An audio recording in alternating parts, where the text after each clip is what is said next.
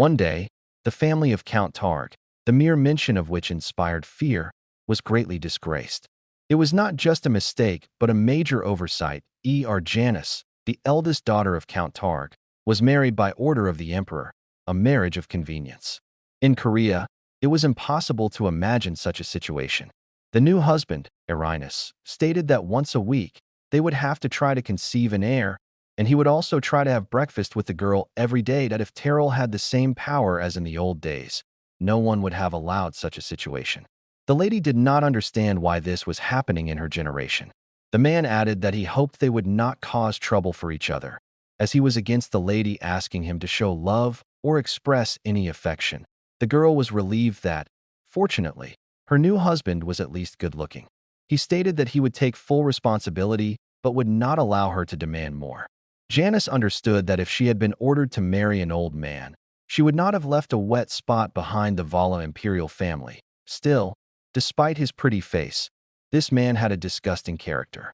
The girl concluded that he already thought she had fallen in love with him. But to prevent any future troubles, he insisted on concluding a marriage contract. Looking menacingly at his wife, the man asked if she had anything to say. The lady suddenly realized that her life depended on this contract and began to read the document carefully. If there were any issues, she needed to ask now. Janice wanted to discuss sharing a bed, to which the man arrogantly declared that they would limit themselves to once a week, and anything more was unacceptable. However, she explained that this was not what she meant. On the contrary, she preferred to share a bed only once a month, and there was no need to see each other in the morning because she loved to bask in bed. Additionally, the girl demanded that more attention be given to guaranteeing each other's personal time. The prince was shocked, but what truly unsettled him was that his wife even proposed monetary compensation as punishment for violations. She began rereading the terms, searching for any points that favored only him, without rushing to voice her dissatisfaction. Furthermore, Uris questioned why the man spoke to her so casually when her status was higher than his. The girl had been born with memories of a past life in which she lived in a wealthy Korean family. She practiced martial arts, as she had a natural talent for it, and took up fencing by chance. Eventually, she became a member of the national team. However, before the long-awaited Olympics, an envious woman pushed her down the stairs. It was tragic. She died at such a young age, never knowing the weight of a medal around her neck. She was reborn into the imperial sword family, known for producing talented fencers. Unfortunately, fewer and fewer children exhibited this talent, and the county's affairs gradually declined. Eventually, her younger brother, Aston, was born, but he, too, lacked the talent for fencing. Their parents tragically died before the eldest daughter's coming-of-age ceremony. Worse still, their family went bankrupt, leaving them with a huge debt. The girl sought help from the emperor, but was refused every time. In the end, she was even forced to disband her family's knightly order.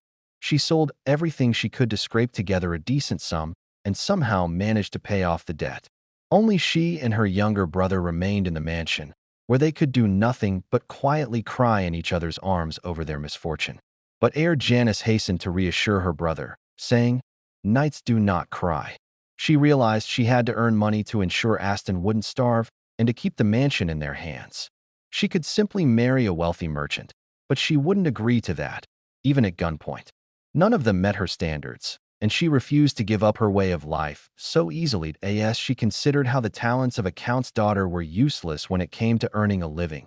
She wondered if it was worth trying to master the art of fencing again, using the skills from her past life. That moment, as she picked up a training sword, Urgis felt a slight trembling in her fingertips. A familiar sensation arose, as if she had been holding a sword all her life. Suddenly, the late count's daughter realized that she was the one with the true talent for fencing. She could not tell her brother everything, as he believed their family's misfortune stemmed from his lack of fencing ability. Since a woman could never become a knight, the girl made a firm decision. First, she cut off her hair. Then, she dyed it. She decided she would go to war to feed her only surviving family, her younger brother. Becoming a mercenary was easy. There was always a shortage of cannon fodder on the battlefield. The lady joined without any procedures. No one even asked where she was from. This was the place where she was born and raised, and the pay was decent. Being a mercenary on V's side wasn't all that bad.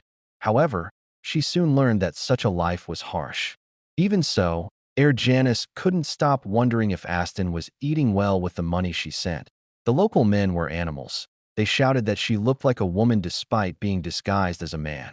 They groped her, touched her buttocks, and demanded she undress. Fortunately, those men did not go unpunished. The girl successfully defended herself, leaving them sprawled on the floor, spitting blood. After that, the fake guy earned the nickname Handsome Monster. She didn't care. At least they would stop touching her. One man took a keen interest in her, saying he wanted to meet this monster in person, even if he was a man. The knights mentioned that there was already one monster named Sean. The Battle of Kira took place in 994 according to the Ann's calendar. In that battle, the girl realized that no matter how much she fought, the enemies were endless. The mercenaries were at an extreme disadvantage, so at one point, they ordered a retreat to save their lives. The girl decided that she could not die in such a wretched place and that, at all costs, she needed to get out. But suddenly, she saw two Volanites. She couldn't understand why someone like them would be on their side. Then, unexpectedly, one of them attacked the other, killing him, saying that he needed to die. The mercenary wanted to run away, but her sense of mercy wouldn't allow her to simply leave. She ran up to the wounded knight, looked at him, and asked him to focus on her. Fortunately, he was still alive and breathing. She urged him to concentrate because she wanted to help and save him. The knight managed to lift the second one onto her shoulder, trying to take him off the battlefield. After laying him on the seashore, the girl smiled, relieved that she had successfully stopped the bleeding. She brought a flask of water to his lips so he could wet his mouth. Delirious, the knight trembled and screamed that he would kill and destroy them all. Arenas understood the fury in his voice as he cursed the comrade who had betrayed him, but she still didn't understand what had happened to lead him to this point. Clenching his teeth, the knight whispered that all he had to do was wait, and he would finish everyone off. At this, the girl grabbed his head and ordered him to calm down. When he finally opened his eyes, she told him to cross her off the list when he took his revenge. He asked if she was a man, to which she replied that she was, or rather, that she was a mercenary. Then he asked why, if she was a man, his heart was fluttering so much. After that, the girl stood up and stated that she had done everything she could and that he now had to figure out how to survive on his own. She placed a piece of bread beside him, saying that she would leave him something to eat this time. But suddenly, the man asked for the name of his wonderful savior. She told him that, according to the rules of etiquette, he should introduce himself first. He whispered his name, Sean. Finally, Sean learned that his savior's name was El. She said that if she were lucky, they would meet again on the battlefield. At that moment, the lady couldn't have imagined that the man she saved would later become her husband in a marriage of convenience. People said that Sean was a knight who rose through the ranks at lightning speed. Always standing at the vanguard and taking the initiative. One day, a red-haired man walked into a bar. He approached El and asked if he was the one called Handsome Monster. He then challenged El to a fight, saying that if he was truly as strong as people claimed, he should prove it. El accepted the challenge, wielding two daggers and taking a fighting stance. Red smirked and asked how El planned to counter his attacks using two blades. El simply stated that Red wouldn't have time to do anything before falling apart with a single blow. Red argued that his sword was longer, which meant he had a greater reach. He lunged at El, but El swiftly dodged, jumping up and landing above him. She swung her daggers and rushed into battle. People watched in shock. There were still fools left who dared to challenge El. After following her movements, Red asked to become her subordinate. When she refused, he decided to do the opposite, meaning he would challenge her until she accepted him. But suddenly, one of the knights attacked Red, putting a sword to his throat. The knight was stunned at how El dodged the arrows fired at her. She simply said the archer had missed. The archer then bowed and declared that since El had saved his life, he would become her subordinate. El insisted it wasn't necessary, but Rin introduced himself, stating firmly that he had made his decision and would not back down. Red immediately started arguing with Rin, claiming that he was the first to serve El and was, therefore, his senior. Just then, El noticed someone being beaten and stripped while others shouted that the mercenary was pretending to be a man but was actually a woman. What was surprising was that the girl's face had been hidden under layers of makeup all this time, even down to a fake beard. When they saw El, the men called him over excitedly. They told him that the mercenary had turned out to be a woman and invited him to take part in what they were planning. suggesting he could join in. 2.L glared at them menacingly and ordered them to stop the obscene spectacle. His subordinates, understanding that their commander disapproved, immediately used force to put an end to it. The girl burst into tears and thanked L, calling him her brother. But Urus quickly whispered that she, too, was actually a woman. She put a finger to her lips, asking L not to tell anyone because she trusted him. Like everyone else drawn to L's path, she asked to become a subordinate. L asked if she had any useful skills on the battlefield. She replied that she was an alchemist, which took L by surprise. He asked why an alchemist, with such a valuable profession, was on the battlefield. She explained that she was at war to gather rare materials for her research. Following this, L formed a mercenary unit called Elazar, recruiting only trustworthy people. Their unit became renowned during the 100 Years' War, known for their cunning tactics. They teased both the Vala and Hegleton armies, claiming that of all the low truths, the only one that mattered was that the highest bidder would win the war. But when Elazar's fame reached its peak, a decisive battle took place between Sean and Elazar. Sean led an entire army of knights against their small company of mercenaries. On the battlefield, El avoided Sean, afraid he would recognize her as his savior. Tol's shock. Sean was incredibly strong. He wasn't called the devil for nothing. His movements were smooth and precise, even in the chaos of battle. He wielded any weapon with mastery, as if he were from another world. While El was thinking, the alchemist warned that they had fallen into a trap. Their allies had fled, leaving them completely alone. Sean stated that they were surrounded and advised them to surrender. He promised that if they switched sides, their lives would be spared. El hesitated. On one hand, it was beneficial to join Heaton's army. She also needed to send money to her brother. But her squad had their own opinions. They despised Heaton's army, considering them traitorous rats. Instead of surrendering, the squad formed a defensive circle around Sean, preparing to fight the entire army to protect him. But then, Sean surprised them all. Instead of fighting them, he helped defend their squad. El couldn't understand what kind of man he was. He killed mercilessly, wielding his massive weapon with terrifying ease. At one point, she put a dagger to his throat and warned that if he attacked her again without thinking, she wouldn't hesitate to slit his throat. After that, Sean seemed to act in their common interest. Elle found herself thinking that, somehow, they fought in perfect harmony, almost as if they had known each other for a long time. That day, Heaton's army was nearly annihilated, leaving only 5 survivors. News of the battle spread quickly. The Vala soldiers soared in morale, while Heaton's fighting spirit was completely shattered. One day, a carrier pigeon arrived for Elle. The moment she saw it, her heart sank. She immediately knew something had happened. She soon learned that her younger brother, Aston, had fallen from his horse. He declared that he must return home, bowing his head in front of the detachment. The squad was worried that they would be disbanded, to which Elle replied that she would contact them soon. The alchemist threw herself into the lady's arms, to which she replied that she was sure they would see each other again. Suddenly, Sean asked where Elle was going, to which Elle replied that one person was waiting for him. Sean tried to persuade him not to leave, but Elle stated that he could not abandon that person. Sean announced that the commander's actions amounted to disobedience and desertion, and as deputy commander, he could court-martial him. However, the guy simply asked to be released. The devil explained that this detachment meant nothing to him because the only thing keeping him there was El himself. At this, the girl began to laugh right in his face at such harsh statements. After catching her breath, she called Sean a romantic. Wiping away a tear, she stated that she would return later to receive payment for saving his life. The guy promised not to die until the commander returned. And then, El simply disappeared. In the next 3 years, Guinness met Sean 3 times, and those were unforgettable memories for her. If they could meet again when the war ended, she would like to cross swords with him, and, after the fight, have a drink together and chat about all sorts of things. The girl could not have imagined that all of this would later be presented in the form of a marriage contract, something she could never have dreamed of. Fortunately, Aston was not seriously injured, and thanks to the mercenary squad, her life had stabilized. She thought she could now live much more comfortably.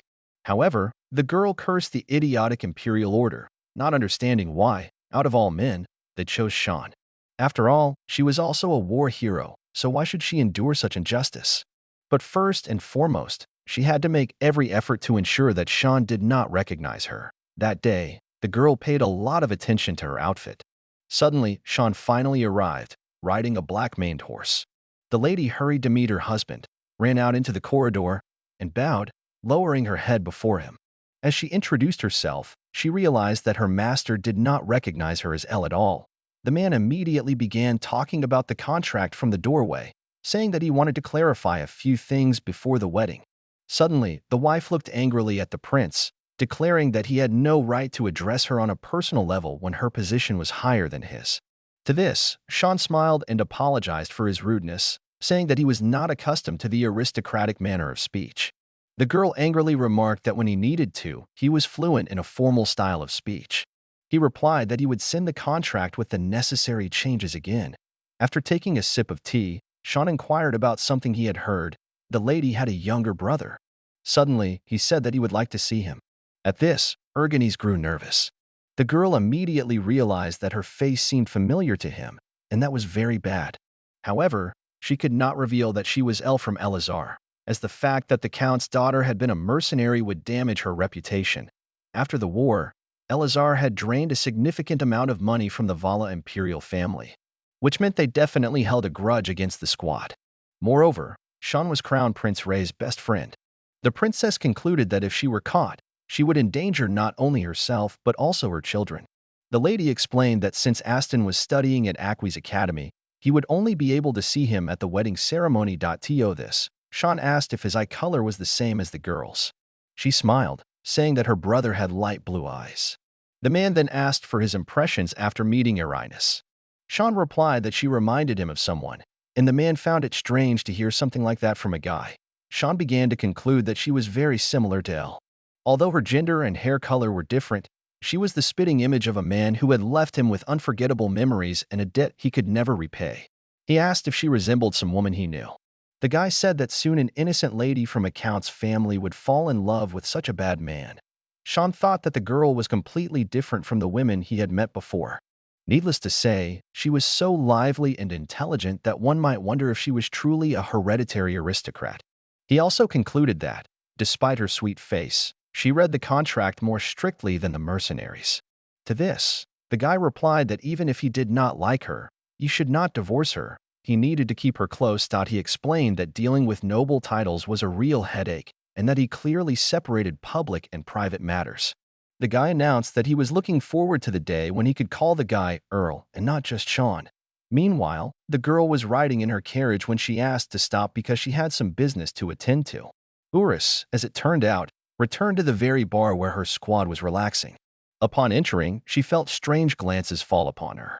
Only the alchemist, who knew that Elle was actually a girl, recognized her commander. Red asked who she was, suggesting that she might be the commander's sister. The archer stated that he had suspected the commander was a woman, to which the swordsman was very surprised. Everyone began to argue, and the swordsman swore that the alchemist should have told them that the commander was a woman. The girl then announced that she needed to confess something. She quietly whispered the news that she was getting married. The detachment immediately began to ask who the commander was marrying. When she replied that they knew the person very well, the squad was shocked to learn that Guinness's groom was Sean Carouse. The alchemist immediately assumed that the girl was being forced into marriage under threat, promising to kill Sean. The swordsman theorized that the reason Elle hesitated during battle was because she and Carouse were in a relationship, to which she quickly denied any such thing. The archer then said that he had heard rumors that Sean was getting married. He thought that his chosen one was from the Targo family. The princess hastened to apologize for deceiving the squad all this time. Everyone was horrified to learn that their noble commander was not just a woman but also an aristocrat. The archer concluded that the Tariel family's fencing talent had not yet faded. Most likely, the lady would become an object of ridicule if people discovered that the talent of the swordmaster Terrell had been inherited by a woman. If it became known that the mercenary Elle was a woman, others would begin to plot against the squad. The squad members asked if the girl wanted to run away and suggested that she should let them know. Aston finally returned from the academy and rushed into his sister's arms. With concern, he asked why she was getting married. He began to blame himself for his lack of talent with the sword and promised that he would take first place despite his low attendance. Suddenly, Sean entered the room and recognized the younger brother of his chosen one. The girl thought that upon hearing the news of her younger brother's arrival, Sean must have rushed over to check if he was Elle. Apparently, he had hurried here without even contacting her, fearing that Aston would run away. Once the man confirmed that his bride's younger brother was not Elle, he decided to leave as quickly as he had come. He was about to exit when Iris asked him to accompany her, apparently wanting to talk in private. The lady thought that, despite the man's disgusting character, he was still handsome. His tanned, copper-colored skin suited his rugged appearance perfectly. Suddenly, Sean wrapped his arms around the lady's waist, pulling her close. He leaned down and pressed her hand against his chest, drawing even closer. But then, the prince remarked that, for the daughter of a count, she had rough skin on her hands.